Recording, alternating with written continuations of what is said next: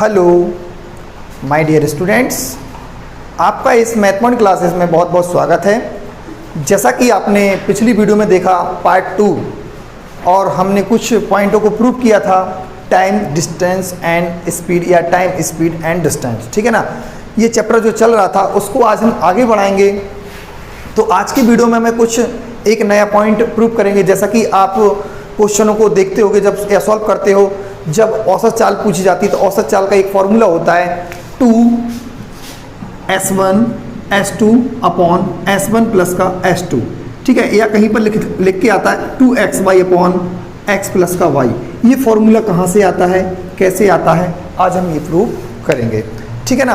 तो आइए video start करने से पहले आप हमारे चैनल को सब्सक्राइब करें और वीडियो को लाइक करें और ज़्यादा से ज़्यादा शेयर करें। तो जैसा कि आपको स्क्रीन पर नज़र आ रहा है टाइम स्पीड एंड डिस्टेंस, तो हम स्टार्ट करते हैं कॉन्सेप्ट के इस वाले फॉर्मूले को आज हम प्रूव करेंगे, ठीक है ना। इसको रब कर देते हैं।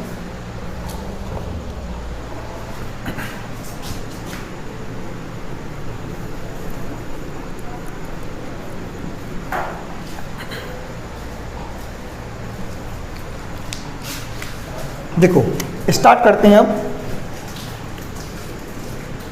कोई स्थान A है और कोई स्थान B है। कोई स्थान A है और कोई स्थान B है, ठीक है ना। तो इनकी जो बीच की दूरी है वो क्या मानेंगे हम, D मानेंगे। कोई स्थान A है और कोई स्थान B है, और A और B की बीच की डिस्टेंस कितनी है बेटा, D है, ठीक है ना। अब एक व्यक्ति है जो जिसका हमने नाम दे दिया x, ठीक है ना। एक व्यक्ति है x जो जाता है और फिर पुनः वापस आता है, जो जाता है और पुनः वापस आता है। तो जाने में कोई स्पीड इसकी अलग होगी और आने में इसकी स्पीड अलग होगी। लेकिन बट क्वेश्चन ऐसा पूछा जाता है कि आने और जाने में उसकी औसत चाल क्या थी, तो वही आज हम निकालेंगे। देखो जब वो इस तरफ डायरेक्शन में जाएगा तो क्या होगी इसकी चाल, आप देखना जरा ध्यान से। चाल होगी उसकी S1, ठीक है ना। जब चाल S1 होगी तो आपको पता होगा कि समय भी क्या होगा भाई साहब, T1। इतनी सी बात क्लियर है या नहीं है। जब वो जाएगा इस तरफ तो क्या होगा, चाल उसकी S1 और समय T1 होगा। इतनी सी बात समझ में आई या नहीं आई, बोलो हाँ या ना, ठीक। अगर वो जाएगा और डिस्टेंस तो आपको दिख ही रही है, D दी है, तो ये चीज़ लिखने की जरूरत नहीं है। तो आप हमें बताओ क्या हम यहाँ से S1 यानी चाल बराबर क्या लिख सकते हैं, दूरी बटे समय, D अपॉन T1 लिख सकते कि नहीं लिख सकते, हाँ या ना। अब आप मुझे बताओ वही X वाला व्यक्ति जब अपने पुनः प्रारंभिक स्थान पर वापस आएगा तो उसकी जब चाल होगी, यानी अब वो चाल बदल के आएगा। हो सकता है स्पीड बढ़ा दे या स्पीड कम कर दे। आ रही बात समझ में कि नहीं आ रही, तो इसीलिए हम उसकी चाल को क्या कहेंगे, S2, ठीक है ना। बोलो हाँ या ना, ठीक। अब इसका समय भी क्या हो जाएगा, समय भी क्या होगा, T2 होगा। समय क्या हो जाएगा, T2 हो जाएगा। चाल उसकी S2 रहेगी और समय उसका T2 रहेगा, और डिस्टेंस तो वही है, दूरी।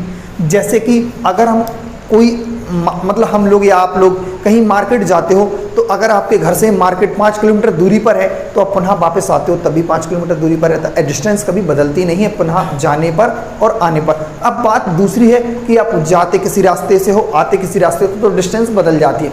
बट हमें एक ही रास्ता है, उसी से जाना है और उसी से आना है, तो डिस्टेंस हमेशा वहाँ पर इक्वल रहती है, ठीक है ना। इतनी सी बात। तो अब क्या करेंगे हम इसमें, यहाँ पर भी जो S2 होगी तो आप हमें बताओ क्या होगा, दूरी इतनी होगी और T2 टाइम होगा। ये दोनों बातें समझ में आई या नहीं आई, क्लियर है, कोई दिक्कत तो नहीं है। अब आप मुझे बताओ, जैसे कि हम यहाँ पर इसको इक्वेशन 1 मान लें, इसको इक्वेशन नंबर 2 मान लें, इक्वेशन 1 मान लें और 2 मान लें, ठीक है। अब देखो जैसे कि आपको यहाँ पर इसको यानी कंडीशन 1 और कंडीशन 2 आपको नज़र आ रही है, तो आप बताइए कि अगर हम यहाँ से T1 की वैल्यू निकालें, T1 को ऊपर पहुँचा दें, T1 equals to D upon S1 लिख सकते हैं, इसको इक्वेशन नंबर 1 कह दें। T2 यहाँ से निकाल सकते हैं तो क्या होगा D/S2। बोलो हाँ या ना, ठीक है ना। यहाँ से इक्वेशन नंबर सेकंड, ठीक है ना। आपको समझ में आ रहा कि नहीं आ रहा? ठीक। अब आप हमें एक बात बताओ, यहाँ से हमें क्या दिमाग लगाना है, अप्रोच लगाइए आप कि जब मैं यहाँ से जाऊँगा और फिर पुनः वापस आ जाऊँगा तो 2 टाइम लगे होंगे मेरे को। क्या दोनों टाइम को अगर मैं जोड़ के ऐसे नहीं लिख सकता हूँ T1 + T2 = फाइनल T कोई टाइम होगा मेरा, T1 + T2 = final T time होगा कि नहीं होगा? या आप कैपिटल T से शो कर सकते हो, कोई दिक्कत नहीं है ऐसा। T1 + T2 = capital T। तो आप बताइए T1 का मान कितना है बेटा? T1 का मान कितना है?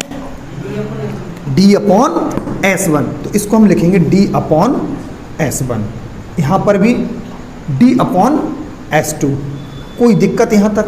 आप बताइए।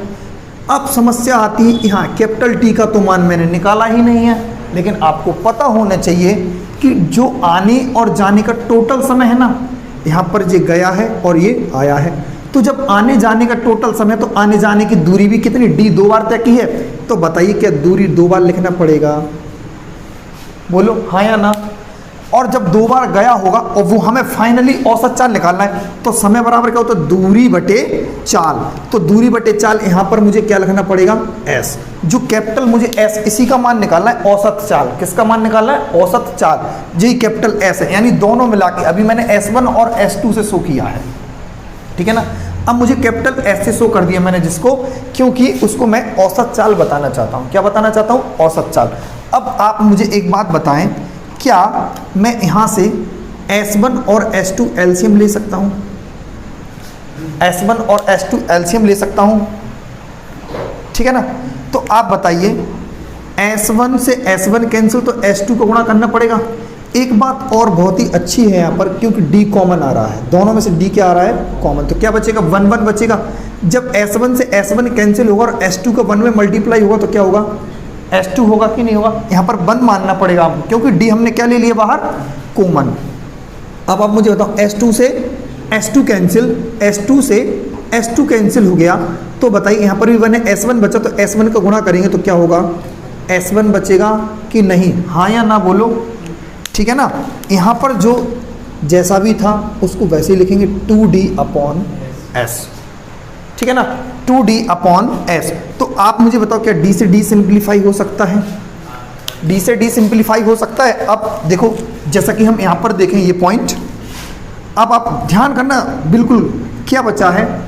S1 प्लस का S2/S1 S2 इक्वल 2/S, इतना बचा हुआ है। बचा कि नहीं बचा? बोलो हाँ या ना। ये कैपिटल S है। अब आप मुझे बताओ, इसको मैं यहाँ पहुँचा दूँ, इसको मैं यहाँ पहुँचा दूँ, यानी इनकी जगह बदल दी हमने। क्या हो जाएगा? S1 S2, इसकी जगह पर कैपिटल S आ जाएगा, इसकी जगह पर कैपिटल S आएगा, और S1 S2 कहाँ पहुँचेगा? ये नीचे पहुँचेगा S1 S2, और 2 वहीं पर है, और S1 S2 यहाँ पर पहुँच गया। क्या हमने यही फॉर्मूला नहीं बताया था थोड़ी देर पहले? फॉर्मूला हमारा प्रूव है, और जिसको हम रिप्रेजेंट करते हैं औसत चाल। क्या है? औसत चाल। बात समझ में आ रही कि नहीं आ रही? अब ये पॉइंट जो हमने प्रूव किया है, अब आपको सोचना चाहिए कि इसका क्वेश्चन आता कैसे है। यहीं पर देखो, जैसे कि मान के चलो एक व्यक्ति है जो 40 की स्पीड से जाता है किलोमीटर प्रति घंटा, कोई दिक्कत, और 60 की स्पीड से क्या होता है भाई साहब? वो वापस आ जाता है, ठीक है ना। 40 से गया है और 60 से वापसी आ रहा है, तो बताइए आने जाने में उसकी औसत चाल क्या होगी? तो हमें कौन सा फॉर्मूला यूज़ करना पड़ेगा? यही वाला। यानी आप बताओ, जाने में कौन सी औसत चाल है उसकी भाई साहब? सॉरी, जाने में कौन सी स्पीड है उसकी? 40। तो S1 का मान क्या होगा? S1 होगी 40 और S2 होगी 60, ठीक है ना। बात क्लियर है या नहीं है? हाँ या ना।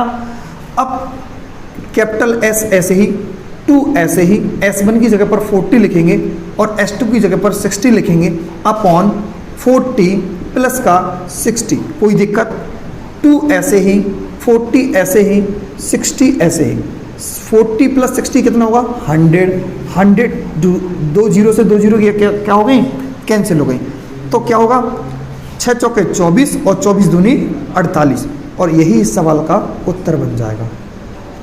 बोलो बात समझ में आई कि नहीं आई? क्वेश्चन इसका ऐसा पूछा जाएगा और जैसा कि जवाब आपको ऐसे देना है, ना कि पूरा प्रूव करना नहीं है, क्योंकि अब हमने फॉर्मूला ऐसे बनाया है। वरना क्या पहले से ही पता होता है, हर किताब में होता है, चाहे वो किरण पब्लिकेशन का हो, चाहे राकेश यादव जी का हो, चाहे वो मतलब SD यादव हो, कोई भी किताब हो, फॉर्मूला है, और जो कि आज हमने आपको प्रूव करके दिखाया है। ठीक है ना, आप इसका स्क्रीनशॉट ले सकते हैं।